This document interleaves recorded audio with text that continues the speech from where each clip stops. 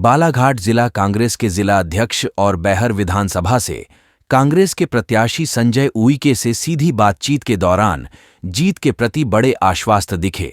इस दौरान उन्होंने अपने विधानसभा क्षेत्र की जनता के लिए किए कार्यों को खुली किताब की तरह पेश किया। नए कार्यों नई योजना के विषय में चर्चा की। संजय भी आगामी पूर्व चुनाव में नेताम दंपति को चुनाव हरा चुके हैं संजय। इसको लेके बैहर विधानसभा क्षेत्र से आपको कांग्रेस ने प्रत्याशी बनाया है, कैसी तैयारी चल रही है आपकी? तैयारी तो आप सब लोग भी जानते हैं कि जब चुनाव आता है तो तैयारी बूथ स्तर से करते हैं और तैयारी बहुत अच्छी चल रही है हमारी। और सबसे अच्छी चीज़ है कि जहाँ जहाँ हम जा रहे हैं तो जनता का आशीर्वाद भी मिल रहा है। जनता का जो हमने 5 साल में विश्वास जीता, गांव-गांव जाकर उनके कामों को पूरा करके, तो उसी विश्वास के दम पे हम जा रहे हैं और जनता का भरपूर आशीर्वाद, भरपूर प्यार हमको मिल रहा है।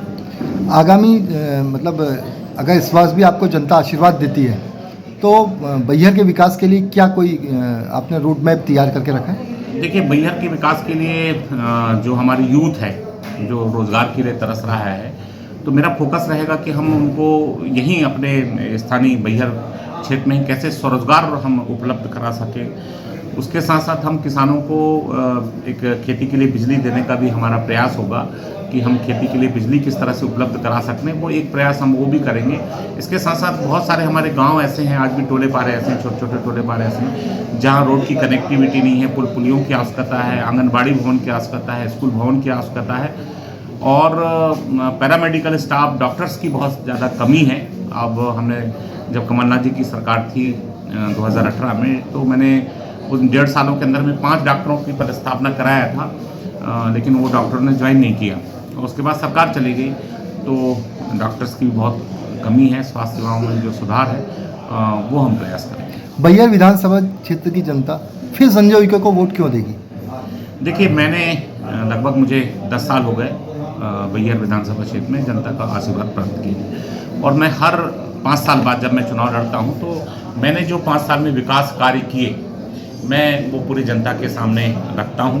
पिछले पंचवर्षीय में भी रखा था और इस पंचवर्षीय में भी मैं अपने 5 साल के कार्यों का ब्यौरा रखता हूं और उसी के दम पे जो मैंने विश्वास जीता कि जो मैंने कहा वो पूरा किया और वो पूरी जनता के सामने मैं एक एक हिसाब किताब रखता हूँ, मेरे 5 साल के कार्यक्रमों का ब्यौरा रखता हूँ।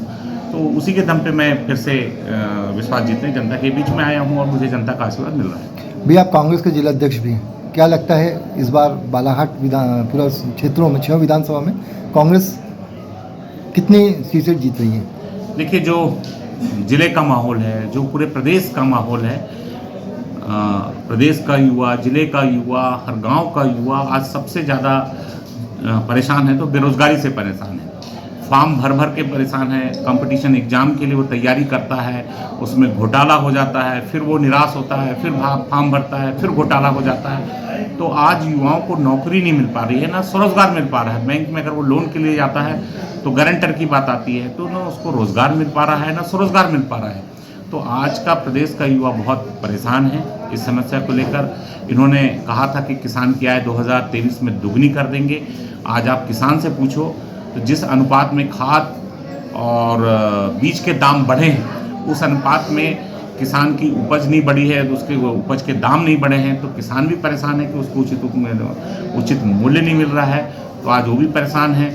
गांव का आम आदमी जिस रफ्तार से महंगाई बढ़ी है, हर चीज़ों के दाम लगभग 100 से 150% खाने पीने से लेकर हर चीज़ के दाम बढ़े हैं, तो उससे परेशान हैं।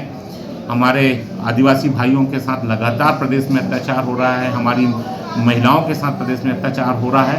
तो ये पूरा एक माहौल बना हुआ है सरकार के खिलाफ में, एक आक्रोश है, जनाक्रोश है, जो आप सब ने देखा होगा।